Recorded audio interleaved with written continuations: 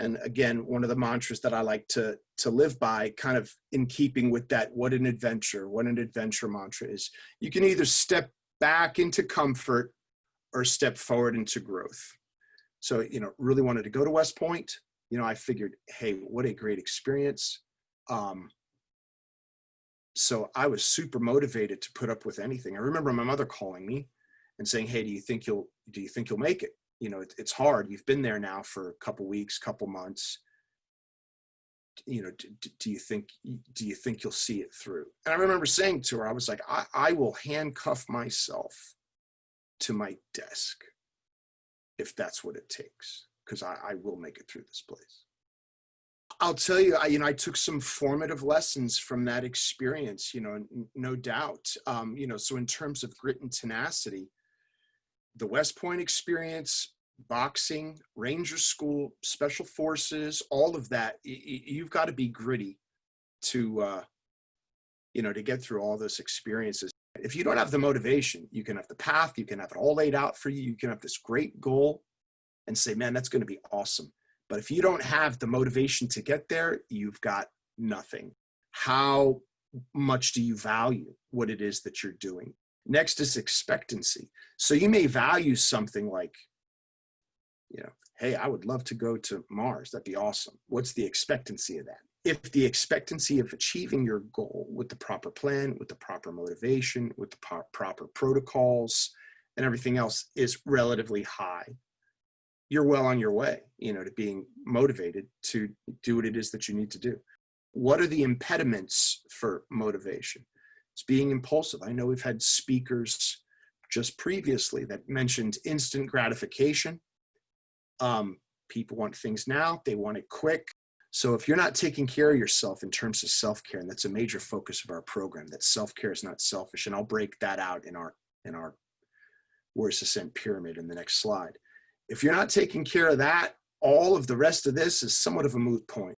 But grit, purpose, being clear on your purpose. So you see themes continuing to resonate throughout, over and over. Be clear on your purpose, your passion, your why. Why am I putting myself through this?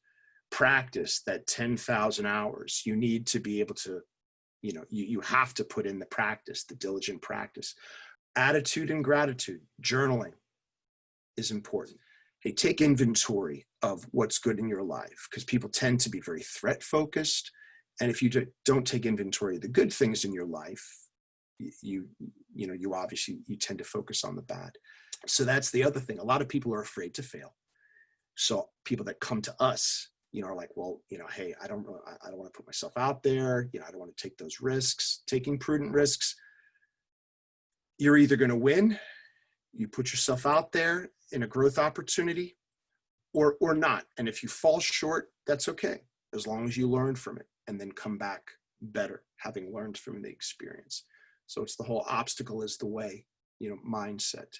What are your goals for yourself, for your family, for your career? A lot of people aim low, and it's not going to motivate you. It's not going to inspire you. Grit, the key to grit is thinking big, is having lofty goals, reasonable goals for yourself. What I also try to do is say, you need to be clear on what it is that you want to achieve, on your personal goals, things that you can control. This gets back to control the controllable. I can't control how somebody feels about me. I can control my own thoughts and actions. And this is what Dr. Leese with the cognitive behavioral therapy touches upon, which is you can control your thoughts, which can control your emotions, which control your actions. If you work out for 5 minutes every day, that's better than nothing. And then that begins to inculcate that habit. If you meditate for a minute or two every day, again, don't break the chain. What you'll find is it's the power of incremental wins. You begin to inculcate that habit. Next thing you know, when you lower the barrier to entry, you're more likely to keep that consistency. And I'll reach back to the FIT principles for physical fitness in the Army: frequency, intensity, time, and tempo, right? So FIT. I will tell you, chief among them is frequency. Joe Weider's #1 rule: show up. And you're like, that's kind of stupid. Actually, it's genius. It's genius. Because what he's saying is, even on the days where you really don't feel it, where you're like, I just am not feeling it today, I don't want to put in a workout. If you force yourself to show up, at least show up, you're actually probably going to have a better workout than you think, because you're like, well, I'm here, I may as well do something. And next thing you know, you're going through the motions, and then actually you're starting to do stuff. And you may not have a great workout, but it's better than zero workout. So I would say for all those endeavors, embrace Weider's #1 rule and show up, even if it's for 5 minutes.